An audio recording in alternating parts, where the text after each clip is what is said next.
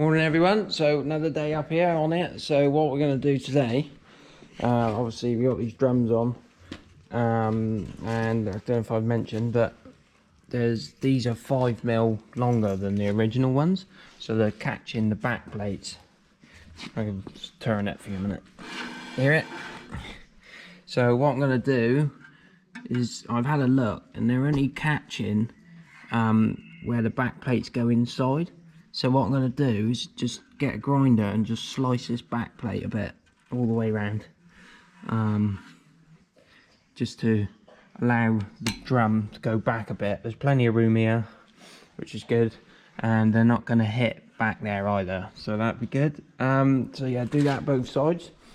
What else is happening? So the designer, a friend of mine that I use, designed up a few bits for me, that rear bar, Susie board, etc.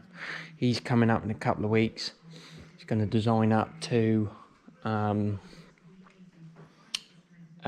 plates for the fifth wheel, and also I'm going to have designed up 8 new mudguard brackets, because the ones that I've got are trailer ones and you can come out halfway, and I thought it'd be nice just to have something a bit custom as well.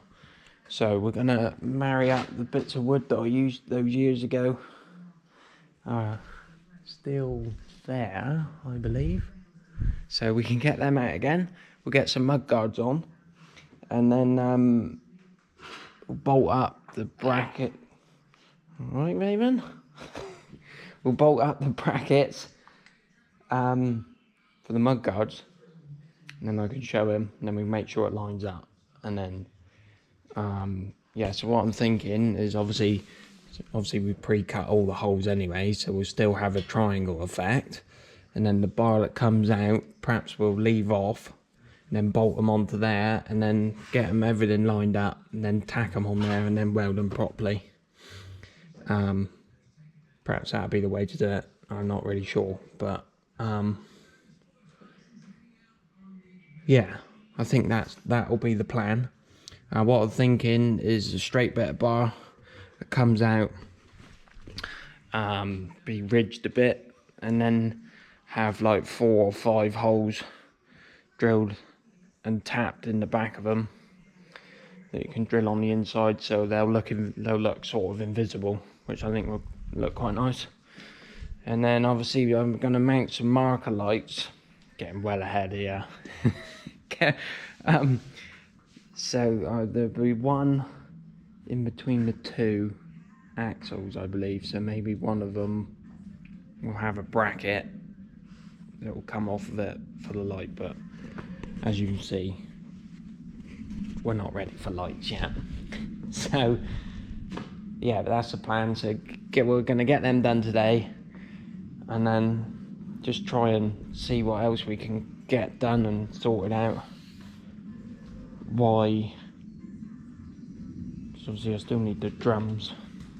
Perhaps we'll sort out, start cutting, sorting out these brackets here for blasting. Now I can get them sent off, re-blasted. Go through a few bits. Maybe we'll sort bumper out as well. The original one's a bit tattered. The one off the tipper of this cab here is in a lot better condition. So I think we'll use that. That one will be better.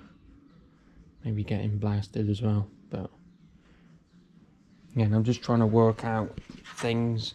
Like I'm starting to work about 10 steps ahead of what it should be. So like, even these front mud guards, these mud flaps with the old Scania writing, I want to keep them because they're like that's embossed into there, so they're obviously original ones, I believe. The ones that I've found are just like printed onto them, but because these are front ones, these are narrower than what the drive axle ones would be, so the drive axle ones are more common. Maybe I can find somewhere between now and then when we're not going to get them on, but Yeah, it's a shame that one's ripped there, because that one would have been absolutely spot on. The other one is really good, but it's like he's been dragged. See that there, that? How he's worn. Must have dropped. Must have been quite bad. What's that one? That's the passenger side as well, yeah. But that one's really good. I mean, he's only cracked a bit there. But you can tell the original ones because they got the adjustable holes, look. Obviously depends on your tyre sizes, you can move them up and down. So yeah, we'll see how we go with them. Well, yeah, still got to get bushes for there. Didn't even ring that company I said I would. So yeah, still got to get bushes for that.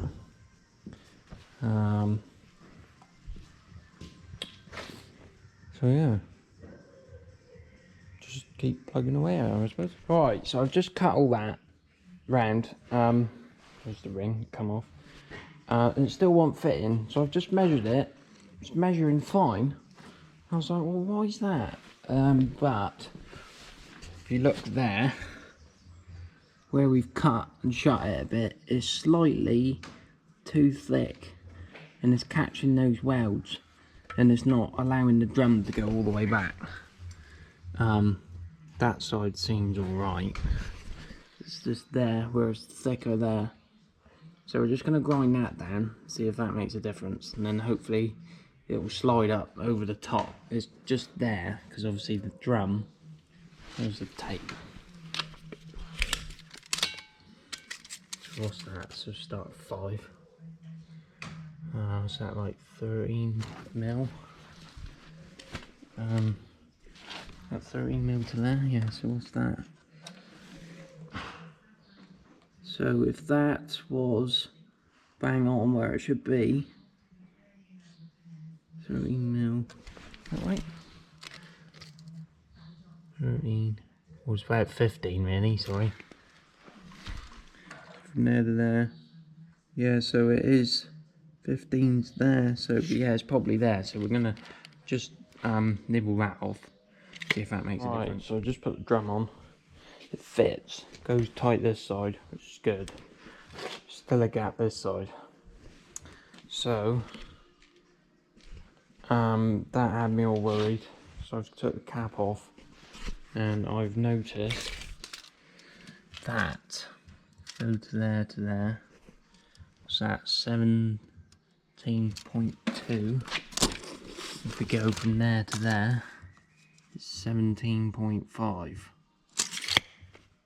So they are on there a bit twisted, but I have done this side here as well to give me a bit of peace of mind. So from there to there is 17.4, and then the back side from there to there is 17.7. So all I can put it down to is obviously the hubs aren't torqued up properly yet. They're literally on there just tight. You know, as the book said, they got to go up to like 600 newton meters, so they got to go up a fair way yet. So I'm hoping that that bit more will straighten them up. I hope. Else, that's big problems. Right, see if we can get some signal.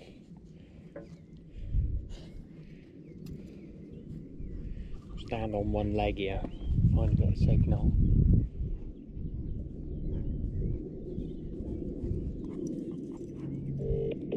Oh, it's ringing.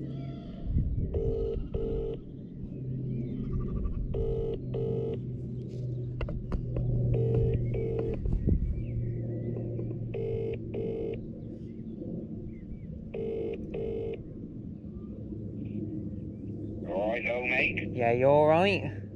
Yeah, I'm alright though. Can you hear me alright?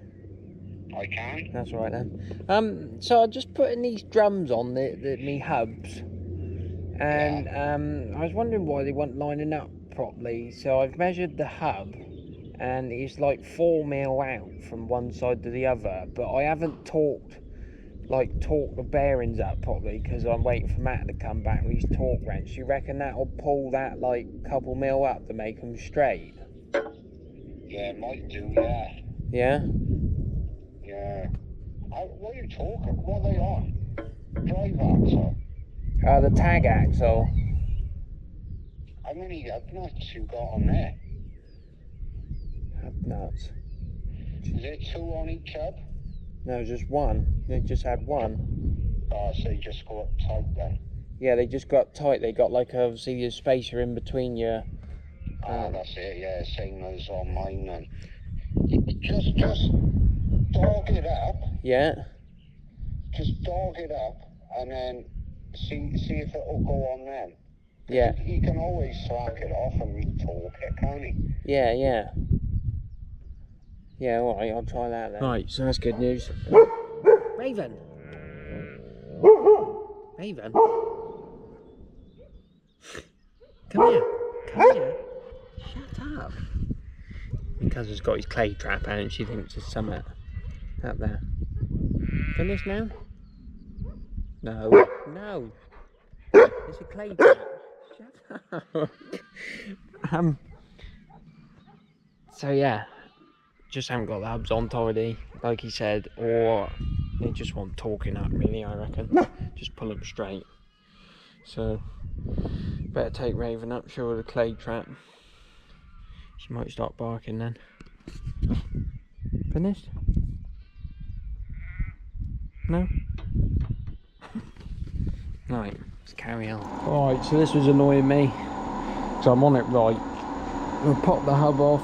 I've just done the nut into there, popped the hub off, done it a few turns, spun it, done it a few more turns, spun it. Still not right. And I thought, well, that one's not too bad, this one's alright. So I stuck my fingers in here, not in there, sorry, behind here, and I can get filled daylight. Not filled daylight, you know when it feels loose. So I thought, right, I'll just get a 24, put on the backing plate. Right, I've done 2 turns so far. What's this? So, schoolboy error.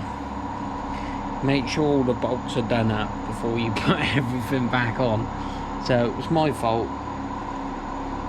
Didn't do the bolts up properly for the backing plate, which obviously affects where your brake shoes sit, which affects that 4 or 5 mil. Now I've done it, hang on, let me get up so you can see.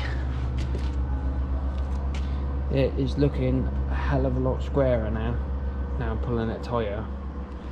So I'm going to continue, do them all up, do that side, and we'll get the drums on, and I'll prove myself wrong. I've just spent half the day worrying about a bent axle when it was me not doing the bolts up properly. Lesson learned. Right, this is going to annoy me.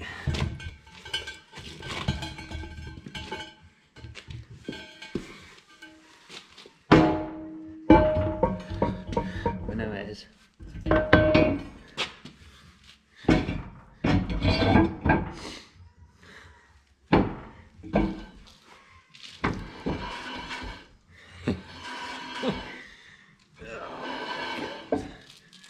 Absolutely fine.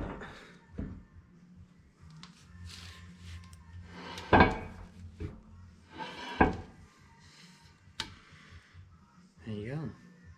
Make sure all the bolts are done up tight. Morning guys, so still the same episode. Last weekend I finished off, I sorted everything out that I want to send for blasting, so it's all there, all broken down. Yeah, I think it's virtually, oh there's a couple more brackets,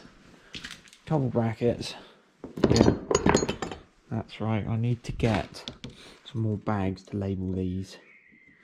So that's off the step bolts. Probably get some new ones of them because they look a bit tired. But anyway, got a wheel out. So Brian is coming tomorrow to help me design up a few bits. So I'm going to clear all this bench, move the bench away. I'm going to put 2 wheels on this side and then 2 mudguard brackets, and then line one of the mudguards up on there, because he's going to make some custom brackets that I want instead of the other ones.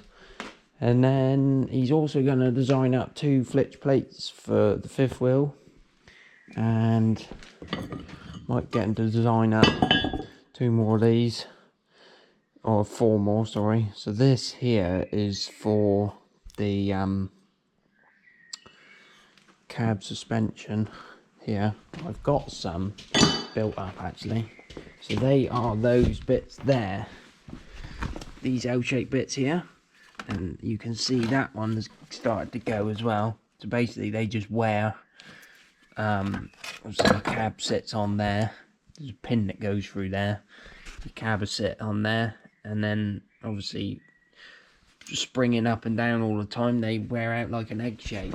So if I get them to design up a couple more of those, oh yeah, that'll be it there. So that's the bolt there that goes through.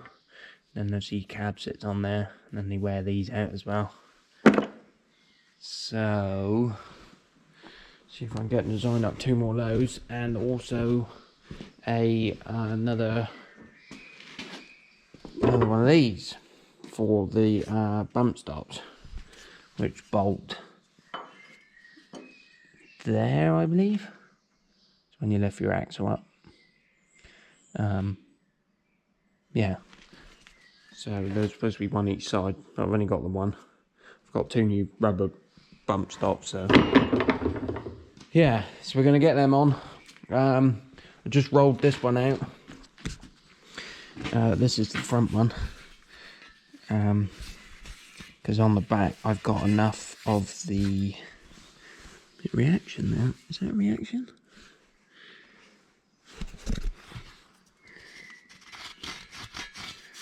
I believe it might be.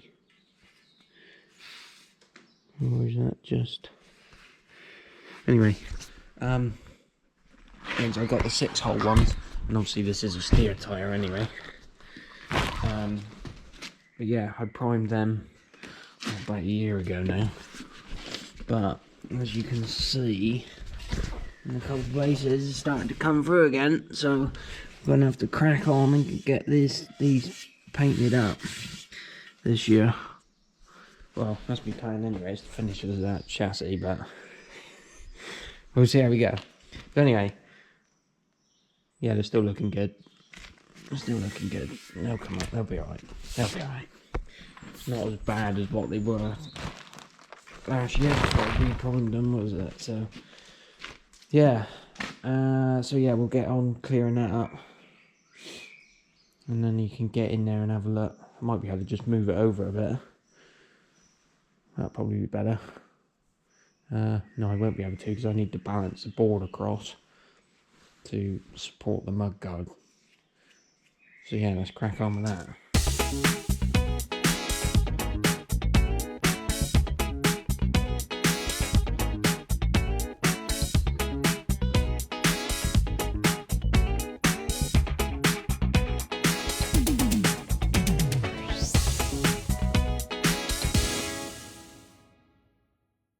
Cool, I haven't seen that view for a while.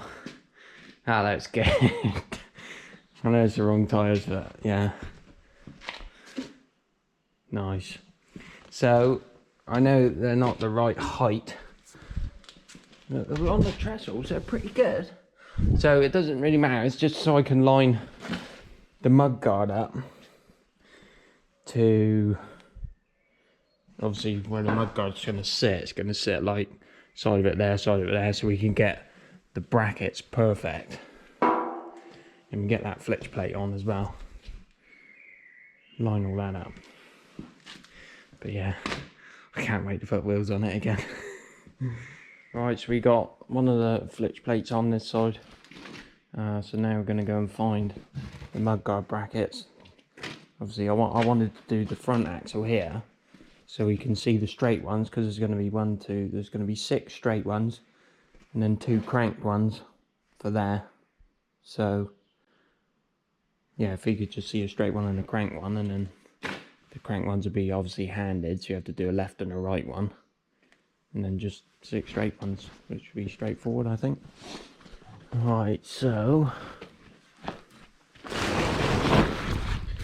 back here in the box of bits, seats, need them for a while.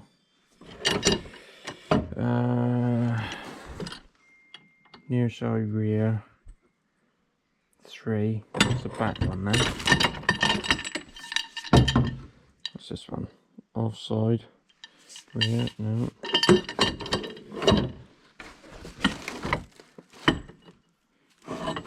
Near side, rear 1. That's that one. And then we want a cranked one. Offside. So that would be that one. Near side, rear 2. I have to check my notes.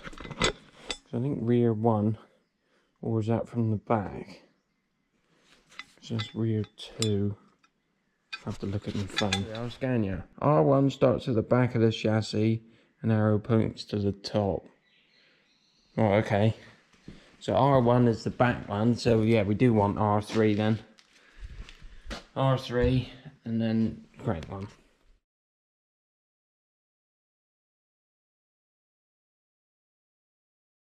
Right, so we got them bolted up. We got a mudguard balanced on there, on the bit of wood again.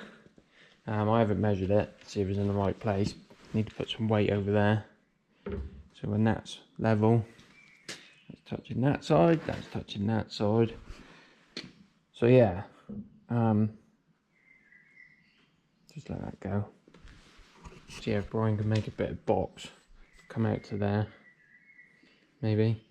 And then if he has like maybe 1, 2, 3, 4 holes drilled in it on the back side of the box, and then we'll like riv nut it or tap it or do something. And then in here I thought if we have a plate as well, a flat plate about so big with the same 4 holes, and then we can drill straight through the mudguard, straight through, and then it'd be invisible then. So that's what I thought. And then obviously for this one is a little bit different, so you may be able to angle a bit of box from there straight up to this angle and then straight across. But yeah, we'll see what he says. He's coming up, which would be better. And then yeah, for this one obviously I had to cut it because there would be another hole there normally, but I cut him off. So I was asking, there's going to be a bit of flex there, isn't there? Does still want another one up there really. Whether it comes up and into there, maybe we drill another hole there. Or we could do that actually through the top of that cross member nut. Oh no, not through the cross member. Another hole there maybe, which would bolt through there, and then obviously it would bolt another bolt to the flange plate as well. So we'll see.